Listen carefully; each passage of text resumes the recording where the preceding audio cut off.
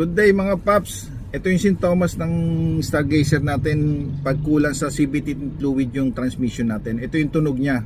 Makikita niyo pag cold start. Pag start mo pa lang sa umaga, ito yung maririnig mong noise sa engine niya, yung transmission niya. Ito, pakinggan nyo.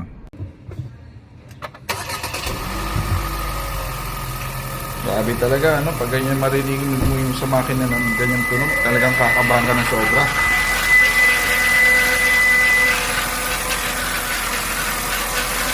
Tingnan na yung makina pag cold start.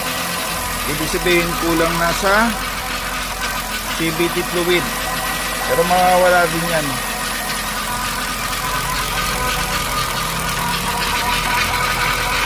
Ilang seconds lang.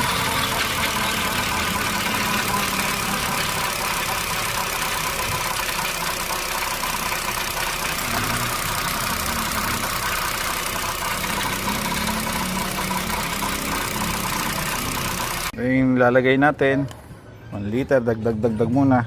Galing tayo sa kasa kanina.